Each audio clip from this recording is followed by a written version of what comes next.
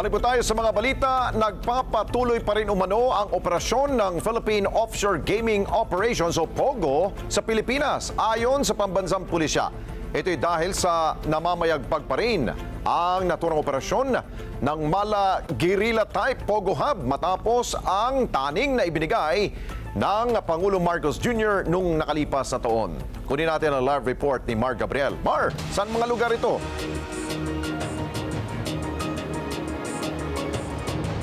Alex, buong Metro Manila at mga karatig probinsya yung tinututukan ngayon nitong binuong dedicated team ng CIDG para tugisin itong mga illegal na pogo na patuloy na nag-ooperate dito sa bansa. Katuwang nila dyan ang mga tauhan ng Presidential Anti-Organized Crime Commission at ang Bureau of Immigration.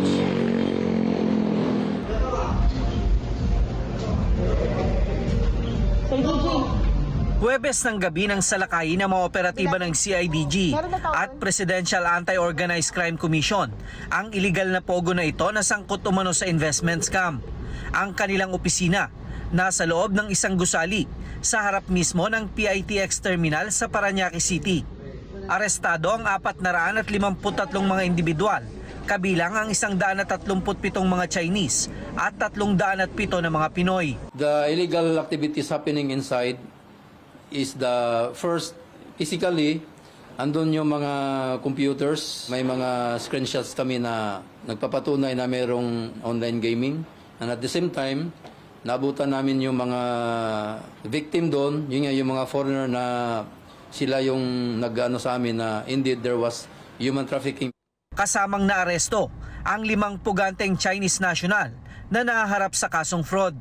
20 naman sa mga naaresto ang nasampahan na ng kaso, kabilang ang 2 Pinoy. This is the first time that the Filipino is also criminally charged regarding human trafficking. They were the 2 Filipinos that being charged is also held liable because they are part of the agency that being as the administrator of the POGO operations. Aminado ang CIDG na hindi pa rin tuluyang nahihinto ang operasyon ng POGO sa bansa.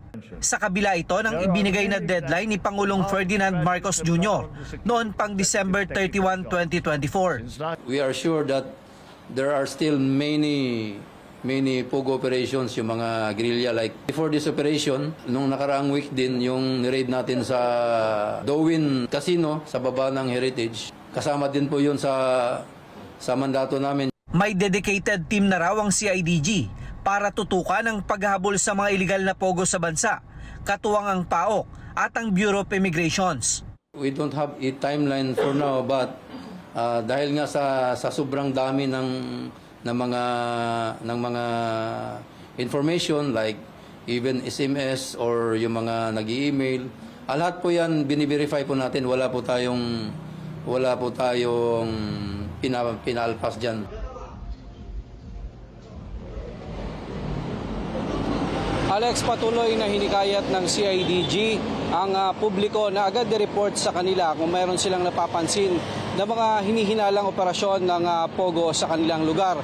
Hindi lang daw sa mga red flag na dapat tandaan ng mga mamamayan, no? Kung may napapansin sila na mga foreign-looking individual doon sa kanilang lugar at may isang lugar doon na 24 hours yung operasyon. Actually, hindi na raw, Alex, malalaking building na lang ang dapat bantayan yon, kundi yung mga maliliit na lugar na ginagawa ngayon o ginagamit na pugad ditong mga tinatawag na guerrilla type operation ng POGO. Alex? Ayun, yun nga yung tatanungin ko sana, Marno, na dapat yata gumawa sila ng auditing doon sa mga gusali na talamak ang for rent, no? Baka pwedeng doon silipin ang PNP. May ganun ba silang tugon? Alex, yan yung pinagtutuunan ng pansin ng binuong team, no, para suyurin itong mga gusali, partikular dito sa Metro Manila, no, na posibleng pinagtataguan itong operasyon ng POGO. Kung matatandaan mo, last week lang, isang malaking hotel dyan sa Pasay, yung doon sa basement niya, na-discover yung POGO operation na pinatatakbo ng mga Koreano. At itong sinalakay ng Huwebes ay isang malaking building din sa harap naman ng PITX dyan sa Parañaque. Pero bukod sa mga malalaking gusali na yan, Alex, pinagtutuunan din ng pansin yung mga maliliit na lugar. Gaya nga nung nadiskubre naman kamakailan sa Cavite kung saan nagtatago yung operasyon ng Pogo doon sa isang private resort. Alex? Okay, siguro panghuli, Mark, dahil walang takot nitong mga gumagawa ng guerrilla type na Pogo operation, no? Baka meron silang mga padrino dito, mga lokal na opisyal. May ganun bang binanggit ng PNP, CIDG? Alex, yan nga yung tinitingnan niyo sa investigasyon, no? Dahil hindi naman magpapatuloy, magpaprosper yung operation nitong ganitong mga illegal na aktibidad kung walang sinasandalan nito. Kaya nga babalaan nila o paalala doon sa mga LGU, particular yung mga local chief executive, tingnan mabuti yung kanilang lugar, no? Dahil lahat naman ng operasyon sa kanilang lugar, malamang kumukuha ng permit o di kaya namomonitor ng kanilang mga tauhan. So, para mapatunayan na hindi sila sangkot o hindi sila nagsisilbing padrino nitong mga illegal na operasyon, sila mismo ang tumulong sa mga operatiba para tuntunin yung pinagtataguan nitong mga Pogo operation ngayon. Alex? Okay, maraming salamat si Mark Gabriel. Mata natin dyan ho sa Campo Crame. Sa kaugnay na balita, kinumpirma ni Presidential Anti-Organized Crime Commission Chief Undersecretary Gilbert Cruz na sinailalim na sa inquest proceedings sa Department of Justice o DOJ ang 20 dayuhan na nagpapatakbo sa sinalakay na illegal Pogo Hub sa Parañaque City noong February 20. Ayon kay Cruz, pinagharap din ng PAOK ng reklamong qualified human trafficking ang mga nasabing banyaga. Nakakuhaan niya sila ng mga testimonya mula po sa mga complainant at testigo sa kaso, kabilang ang 3 Vietnamese na nagsisilbing mga model para makahikayat ng investors sa love scam. Bukod sa mga dayuhan, may mga inireklamo ring mga Pilipino, habang ang iba na nadatnan sa Pogo Raid ay pakakawalan batay sa rekomendasyon ng piskalya. Qualified trafficking, kasi nga makikita mo naman na talagang sila yung nag-facilitate ng mga nagtatrabaho dito sa Pogo Hub na ito para mag-work ng matagal. Actually, yung ginagawa nga nila is marami silang violation bukod dun sa mga dokumento na kulang-kulang na pinakikita nila, and yung pagpapatakbo nila ng isang poguhan na wala namang kaukulang mga papeles, at actually puro illegal ang ginagawa nila dito sa loob ng Pogo Hub na ito, itong mga to. So basically yung operation ng love scam, ito yung pinapasukan ng mga Vietnamese na nahuli natin at ngayon nagtuturo sa mga boss. Sir, on the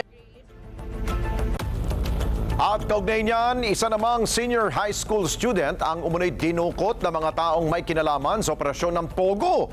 Sa impormasyon na nakarating sa ilang mambabatas, inireport ang kidnapping nung Sabado at isang international school dito sa Maynila ang nakipag-ugnayan ngayon sa mga investigador matapos kang madiskubre ang pagkawala ng naturang estudyante kasama ang kanyang tsuper o driver. At ayon sa ilang senador, nagkalat pa rin ang mga galamay ng mga Pogo operators na gumagawa ng krimen tulad ng kidnapping. Tanawagan ngayon ang mambabatas sa law enforcement agencies na gamitin ang buong puwersa ng batas laban sa mga naiiwan pang mga puwersa na mga illegal na Pogo upang matigil na ang kanilang ginagawang krimen. Mungkahin nila na maglunsad ng crackdown sa mga illegal na Pogo para sa proteksyon na rin ng publiko. Maraming salamat sa inyo pong pagsubaybay sa Mata ng Agila Primetime. Para malaman ang matatag, matapang at matapat na mga balita, i-follow lamang at mag-subscribe sa AtNet25 TV.